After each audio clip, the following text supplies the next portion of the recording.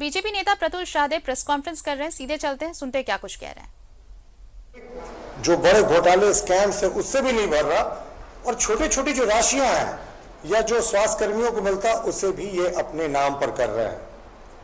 भाई माननीय बन्ना गुप्ता जी को एक चीज के लिए जरूर शुक्रिया अदा करना चाहिए कि उन्होंने हिंदी शब्दकोश में एक नए शब्द का इजाद किया है, वो है बन्ना बाट। इससे मिलता जुलता शब्द हम लोग तो जानते थे, लेकिन बन्ना बाट पर बन्ना गुप्ता जी का ओरिजिनल कॉपीराइट है, और वो भी कैसे नहीं, उनका विभाग था और उन्होंने खुद के जो कर्मी थे और यहां तक कि सचिव जो थे उनके सब का नाम प्रोत्साहन राशि लिस्ट में दे दिया।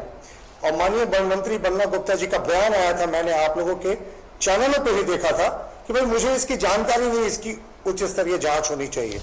मंत्री बन्ना गुप्ता झूठ बोल रहे थे, वो मैं आज आपको दस्तावेजों के साथ साबित करूंगा कि ओरिजिनल नोटिफिकेशन क्या था और उसके बाद माननीय मंत्री जी ने किस तरीके से अपना नाम जुड़वाया, लेकिन उसके बाद भी वो पब्लिकली इस बात से इनकार कर रहे हैं और कह रहे हैं कि अगर ऐसी है तो जांच होगी। देखिए ये जो नोटिफिकेशन है, ये इनका जो पहला नोटिफिकेशन है वो 1 मई 2021 का है, जिसमें साफ लिखा है कि जो प्रोत्साहन राशि देने की अर्हता कौन कौन लोग रखते हैं। उसमें कोविड-19 related contact tracing, testing, supervision, Covid अस्पताल, कोविड कार्य से कार्यरत कार्यालय तथा कंट्रोल रूम में कोविड से संबंधित कार्यों हेतु प्रतिनियुक्त चिकित्सा कर्मियों और चिकित्सकों को 1 माह के मूल वेतन मानदेय के समतुल्य प्रोत्साहन राशि प्रदान किया जाएगा।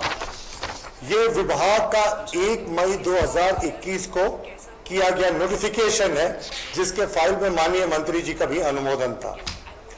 उसके बाद हम आते हैं 24 फरवरी के पत्र पर, जो उनके विभाग के ही संयुक्त सचिव ने लिखा है, और उसमें इन्होंने लिखा है कि 1/5/2021 का जो नोटिफिकेशन है जो मैंने आपको दिखाया, उसमें संशोधन करते हुए इसमें माननीय मंत्री और माननीय मंत्री के कोषांग में पदस्थापित सभी पदाधिकारियों और कर्मियों का नाम अनुशंसा करने की कृपा की जाए। और इस लेटर की शुरुआत होती है निर्देशानुसार शब्द से, यानी माननीय मंत्री जी के निर्देशानुसार यह पत्र जारी हुआ था, जिसमें ओरिजिनल नोटिफिकेशन में जो माननीय मंत्री जी का नाम नहीं था, उनके सचिव का नाम नहीं था, वो सारी चीजों को जोड़ दिया गया। उसके बाद आते हैं 14 अप्रैल 2022 के पत्र पे, जिसमें किन किन लोगों को मिलेगा इसका बाकायदा आदेश निकला। इस आदेश में अगर आप देखेंगे तो माननीय विभागीय मंत्री, आप सचिव, उनके कोषांग के कर्मी, सभी अंगरक्षक, कुल 60 पदाधिकारियों को, ये सब हम जानते हैं, ये 14,59,000 रुपए की राशि देने का निर्णय लिया गया। ये विभागीय आदेश है। मंत्री जी ने उसके बाद भी कहा कि मुझे इस बात की बिल्कुल जानकारी नहीं है कि ऐसा कुछ हुआ है।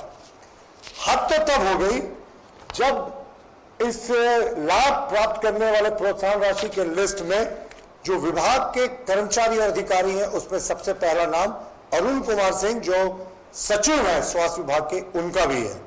यानी माननीय मंत्री जी ने खुद तो प्रोत्साहन राशि ले ही ली, विभागीय सचिव ने भी अपने कोषांग में जितने लोग कार्यरत थे, उनके विभाग में संयुक्त सचिव, उनके विभाग में सह सचिव, उप सचिव, जितने लोग थे, सबका प्रोत्साहन राशि के लिस्ट में नाम डाल दिया।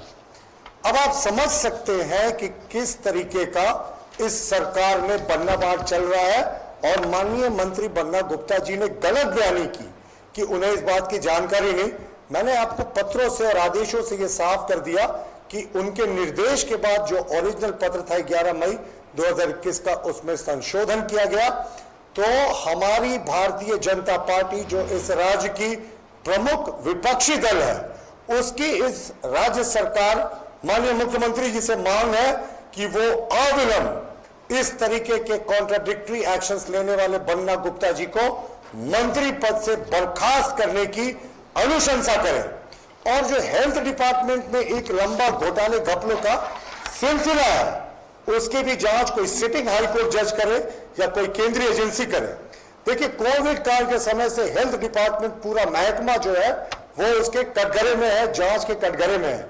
हम सब जानते हैं कोरोना काल में किस तरीके का मिसमैनेजमेंट हुआ, ऑक्सीजन के बिना लोगों की जिंदगी चली गई, हॉस्पिटल में बेड नहीं थे, और उसके अलावा हाल में आपने देखा कि अचानक कोविड केसेस में जंप हुआ। रांची में करीब ये 20-25 दिन पहले बाद में पता चला कोविड किट की जो आपूर्ति की गई थी वो घटिया थी। आरटीपीसीआर में वो सारे टेस्ट जो थे वो नेगेटिव हो गए। इसकी भी जांच होनी चाहिए। सदर अस्पताल में इन्होंने कागजों पर ऑक्सीजन सिलेंडर की आपूर्ति कर दी थी कोरोना काल में, रियलिटी में ऑक्सीजन सिलेंडर उन्हें मिला ही नहीं। इसके अतिरिक्त रिम्स की जब जनरल बॉडी की मीटिंग हो रही थी बहुत दिनों के बाद, तो माननीय मंत्री जी ने कोरोना के लिए इंतजाम करने की जगह अपने लिए एक लग्जरी कार खरीदने का उस एजेंडे में डाला था, जिसका हम लोगों ने विरोध किया, जिसके बाद उस एजेंडे को ड्रॉप किया गया। सीटी स्कैन मशीन हाईकोर्ट की कितनी तल्ख टिप्पणियों के बाद भी अभी तक रिम्स में चालू नहीं हुई है, इंस्टॉलेशन का काम चल रहा है। और कोरोना में के लिए जो जीनोम सीक्वेंसिंग मशीन का ऑर्डर इन्होंने दूसरी लहर के समय किया था, वो तीसरी लहर बीत जाने के बाद भी अभी तक उसका कोई इंस्टॉलेशन का पता नहीं। और आयुष्मान भारत में जो घोटाला हुआ है, मुझे लगता है इसे घोटाला ही कहेंगे, क्योंकि 400 करोड़ रुपए का बजट है आयुष्मान के फंड में। 250 करोड़ रुपए हॉस्पिटल्स का क्लेम था, निजी अस्पतालों का, उसमें से मात्र 70 करोड़ की राशि रिलीज की गई। 180 करोड़ की राशि पर आज भी जो स्वास्थ्य मंत्री है वो बैठे हुए हैं, उनके विभागीय सचिव बैठे हुए हैं, सब लोग चुप हैं। क्यों इनको भुगतान नहीं किया जा रहा? और प्राइवेट अस्पतालों ने तो हाथ खड़े कर दिए हैं कि आयुष्मान भारत में हम इलाज नहीं करेंगे, क्योंकि इनका जो जेन्युइन क्लेम है उसका भुगतान करें।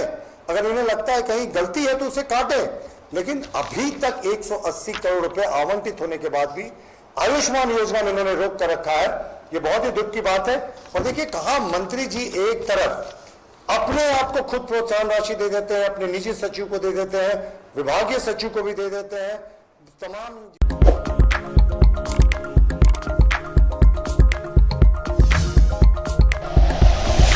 Like and share videos, subscribe करें हमारा चैनल और प्रेस करें बेल आइकॉन। न्यूज़ 11 भारत, सच है तो दिखेगा।